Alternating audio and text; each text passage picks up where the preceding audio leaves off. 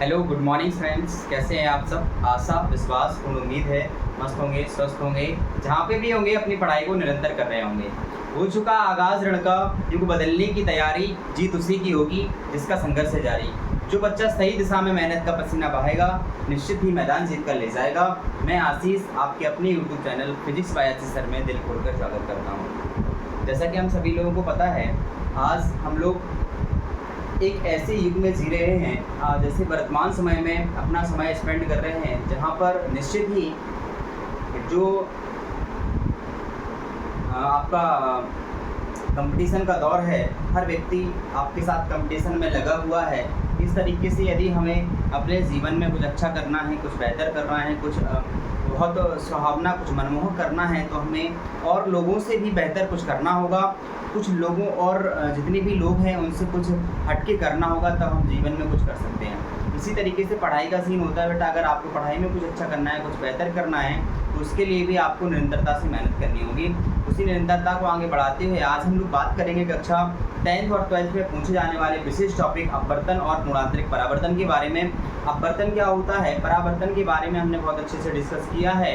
अगर जिन बच्चों ने परावर्तन के वीडियो नहीं देखे हैं, वो इसके नीचे डले हुए हैं डिस्क्रिप्शन में, तो आप उनको देख सकते हैं और आराम से अपनी पढ़ाई को बेहतर बना सकते हैं। इसी के साथ आज हम लोग अगला टॉपिक हमारा होगा अपवर्तन, और उससे संबंधित एक घटना होती है गुणांतरिक परावर्तन, इसके बारे में डिस्कस करेंगे। और भी रिलेटेड कुछ बातें जो आपके सामने बोर्ड पर लिखी हुई हैं, इन सब एक एक करके इन सब के बारे में हम लोग डिस्कस करेंगे। पहला टॉपिक होगा अपने सामने प्रकाश का परावर्तन, दूसरे टॉपिक का नाम होगा निरपेक्ष अपवर्तनांक जिसे कहते हैं, तीसरे टॉपिक का नाम होगा अपवर्तनांक तथा क्रांतिक कोण में संबंध, और चौथा टॉपिक यहाँ पर होगा क्रांतिक कोण किसे कहते हैं।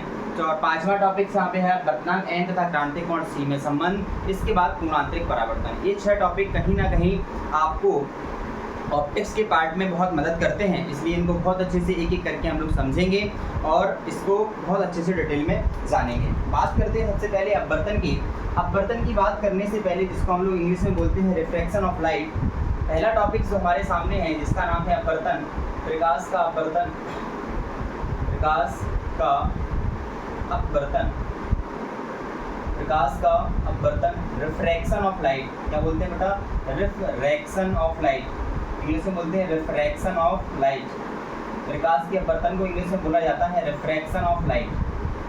जब हम प्रकाश के परावर्तन की बात कर रहे थे बेटा, तो हमने ये सीखा था प्रकाश का परावर्तन वह घटना होती है जब प्रकाश की किरण किसी चिकने पृष्ठ पर या समतल पॉलिशदार पृष्ठ पर गिरती है, तो वो गिरकर उसी माध्यम में क्या होता है बच्चा, वापस लौट जाती है। इस घटना को हम लोग प्रकाश का परावर्तन कह रहे थे। अपवर्तन में क्या होगा बच्चा, हमारे पास जो प्रकाश की किरण होगी, वो प्रकाश की किरण एक माध्यम से दूसरे माध्यम में ट्रांसफर होगी। माध्यम बोले तो अपने पास बहुत सारे माध्यम हमें दैनिक जीवन में भी देखने को मिलते हैं। जैसे वायु में चलते हैं तो एक माध्यम वायु हो गया, जब हम कांच की बात करते हैं तो एक माध्यम कांच हो गया, जब हम जल की बात करते हैं तो एक माध्यम जल होगा, जब हम हीरे की बात करते हैं तो एक माध्यम हीरा हो गया। मतलब जब वो प्रकाश की किरण, जैसे प्रकाश की किरण वायु में चलती है तो एक माध्यम वायु में चलना हो गया प्रकाश की किरण का, ठीक है। वो पानी में चले तो पानी में चलने का माध्यम हो गया प्रकाश की किरण के लिए। इसी तरीके से अगर वो कांच में चलती है तो कांच एक माध्यम होगा प्रकाश के लिए। आगे बात समझने की नहीं, तो प्रकाश की किरण क्या होती है, एक माध्यम से दूसरे माध्यम में जाएगी, ठीक है। अब सर एक माध्यम से दूसरे माध्यम में कब जाती है, वो और केवल तभी संभव हो सकता है जब हमारे पास माध्यम कैसा हो बेटा, ट्रांसपेरेंट हो, अर्थात कि एक से दूसरे बार हम लोग जा सकें, प्रकाशीकरण एक से दूसरे में ट्रांसफर कर सके, तभी एक माध्यम से दूसरे माध्यम में ट्रांसफर हो पाएगी।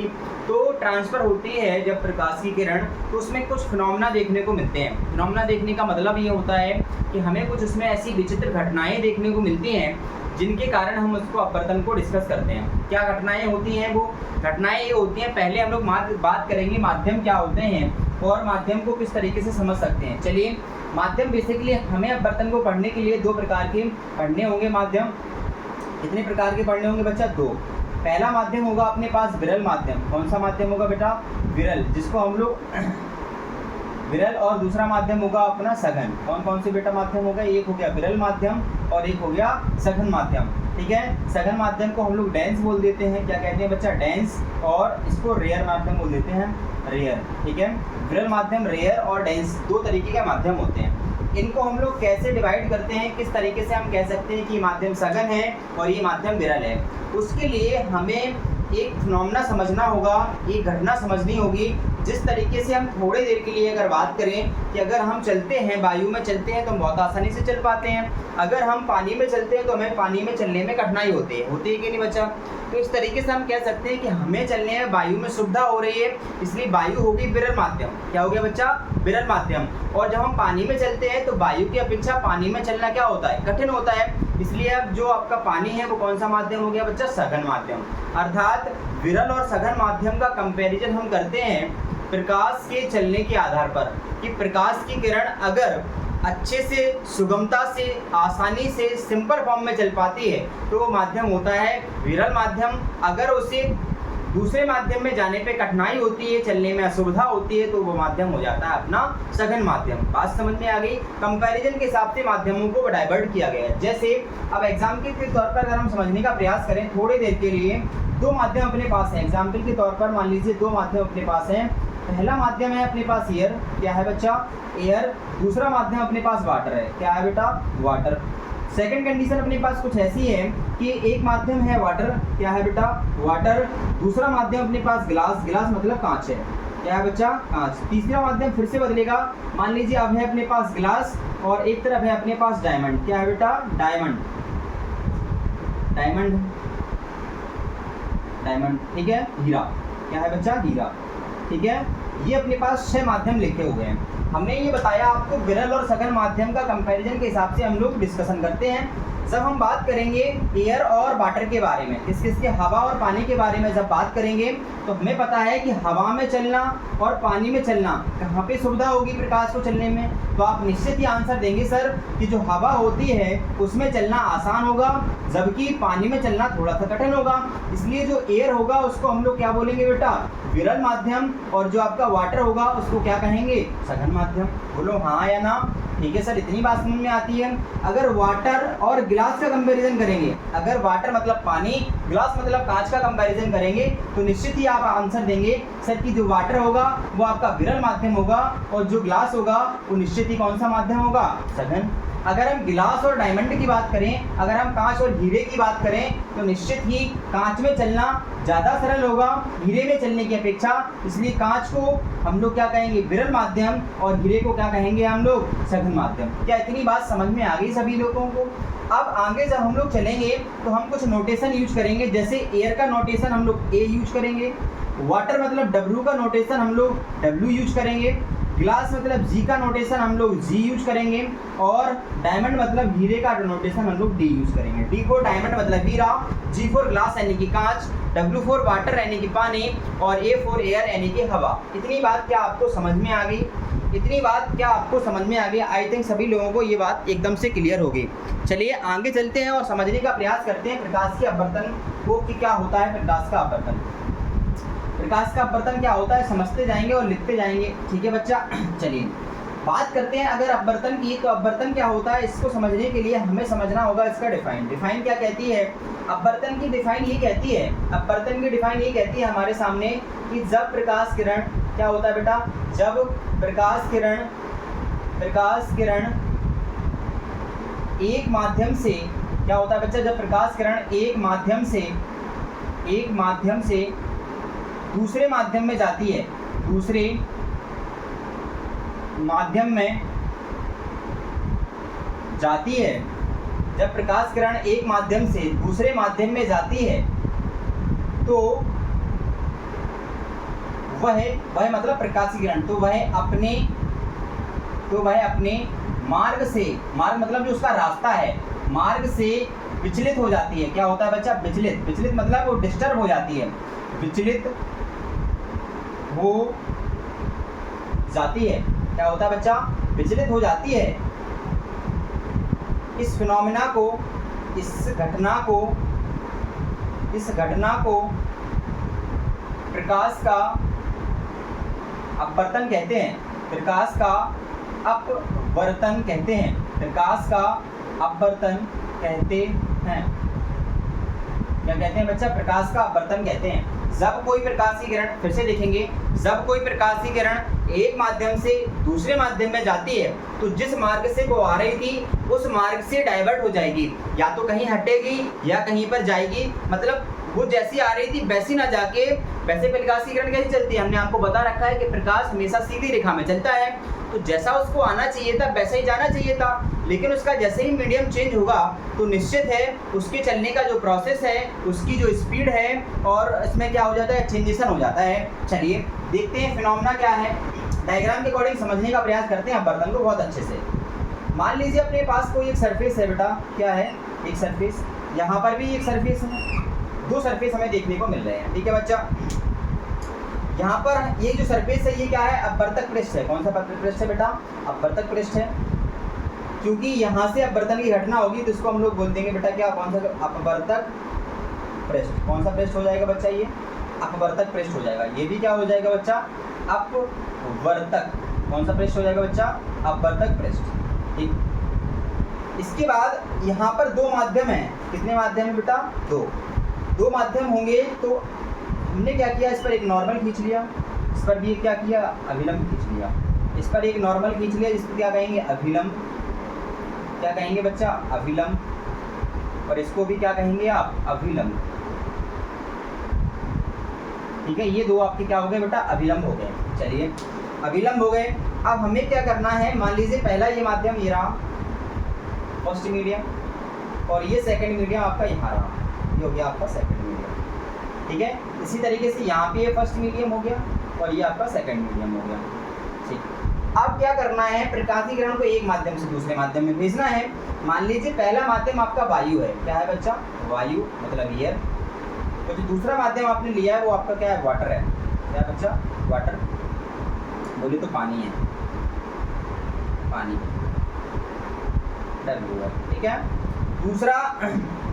दूसरी कंडीशन में क्या कर रहे हैं हम, दूसरी कंडीशन थोड़ा फिनोमेना चेंज कर रहे हैं। ऊपर हमने जो फर्स्ट मीडियम लिया वो वाटर लिया, यानी पानी लिया, पानी यानी W, और पहला जो माध्यम लिया वो हमने वायु लिया। क्या लिया बच्चा, वायु, बोले तो ये, ठीक है। चलिए समझने का प्रयास करेंगे आगे क्या कहानी है।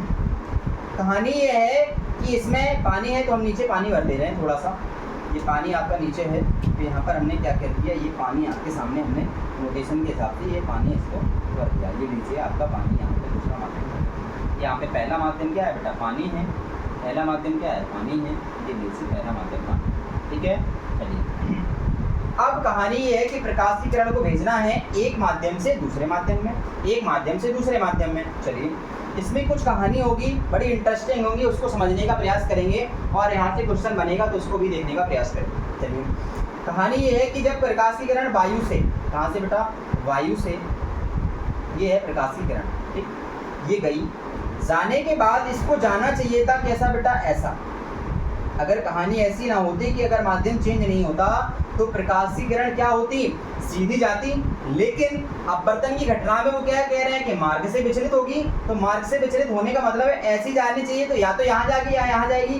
तो आपको ये याद रखना है, जब प्रकाश की किरण विरल से सघन में जाती है, वायु विरल है, पानी सघन है, तो जब वायु से सघन में, वायु से पानी में जाएगी अर्थात विरल से सघन में जाएगी, तो वो अभिलंब से हमेशा पास में आएगी, अर्थात अभिलंब की ओर झुक जाएगी।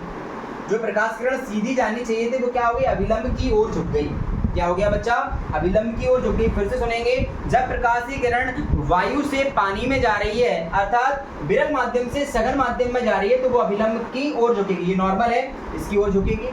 दूसरी कहानी बिल्कुल इसकी रिवर्स होगी। कैसे होगी बच्चा, दूसरी जो फिनोमेना होगा वो इसका जस्ट क्या होगा, रिवर्स होगा। रिवर्स होने का क्या मतलब है, जब प्रकाश की किरण यहाँ से जाएगी, जब प्रकाश की किरण कहाँ से जाएगी, सघन से, कहाँ से बेटा, सघन से अगर वो जाएगी तो जाना चाहिए था बेटा ऐसे, लेकिन वो क्या होगी, अभिलंब से दूर हट जाएगी। क्या हो जाएगी बेटा, अभिलंब से दूर हट जाएगी। इसमें क्या हो रहा, अभिलंब की ओर आ रही, इसमें अभिलंब से दूर हट रही। इतनी बात आपको समझ में आ गई होगी, ठीक है। अब हम लोग कुछ बातें करते हैं। आपतित किरण आने वाली होती है, यहाँ पर ये वाली किरण होगी, इसको क्या कहेंगे आप, अपवर्तित किरण। क्या कहेंगे बच्चा, अपवर्तित किरण।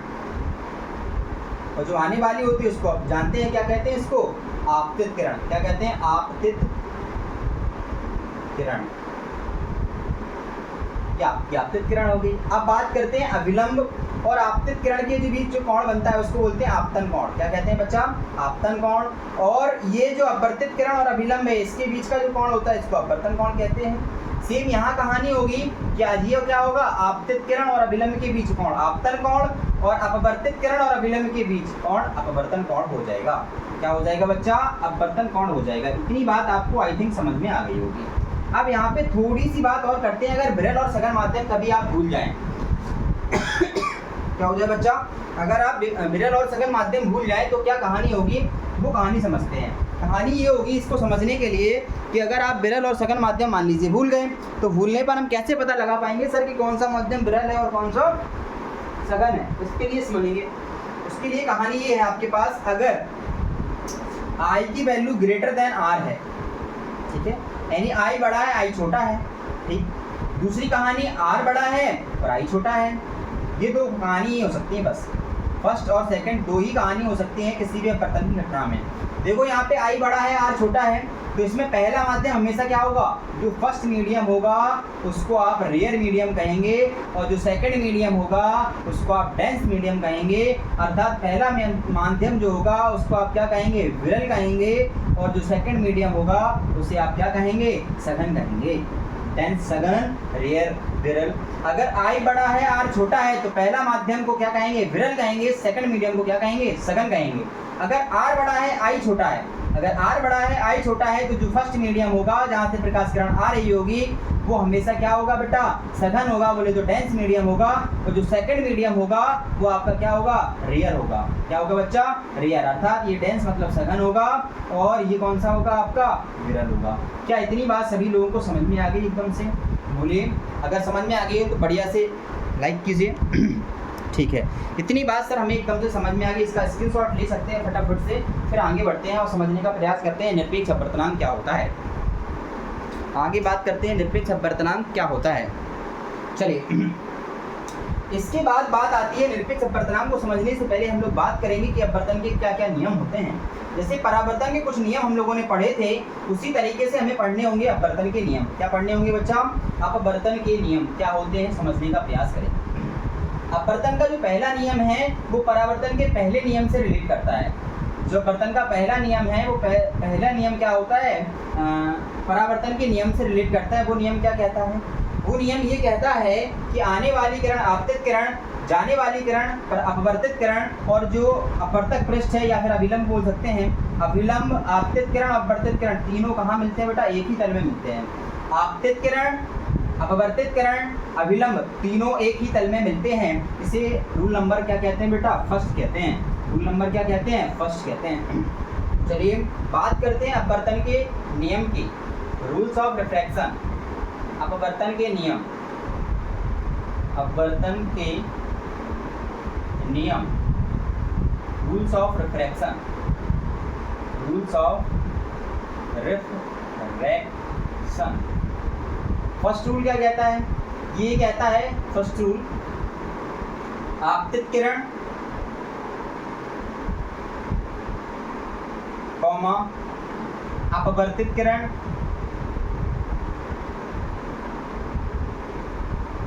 तथा अभिलंब तीनों एक ही तल में होते हैं। रूल नंबर इसका सेकंड क्या कहता है, रूल नंबर सेकंड ये कहता है कि रूल नंबर सेकंड कहता है कि आपतन कोण की ज्या जब भी लिखते हैं तो साइन लिखते हैं बेटा, क्या लिखते हैं, साइन। आपतन कोण क्या होता है, आई, तो आई को क्या पढ़ते हैं आपतन कोण, साइन को क्या पढ़ते हैं, ज्या। तो आपतन कोण की ज्या अपॉन साइन आर क्या होता है बेटा, साइन आर। आर क्या होता है, अपवर्तन कोण, साइन क्या होती है, ज्या। तो आपतन कोण की ज्या, अपवर्तन कोण की ज्या का अनुपात, अपॉन में लिखा होता है तो इसको क्या करते हैं, अनुपात का अनुपात क्या होता है, एक नियतांक होता है, एक क्या होता है बच्चा, नियतांक, जिसे हम लोग एन बोलेंगे। यहाँ पे क्या कहेंगे, एन। एन बोले तो अपवर्तनांक, क्या पढ़ेंगे इसको, अपवर्तनांक।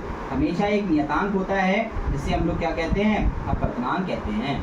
ठीक है, sine i upon sine r बराबर एन बोले तो अपवर्तनांक, अपवर्तनांक को हम लोग एन से डिनोट कर देते हैं।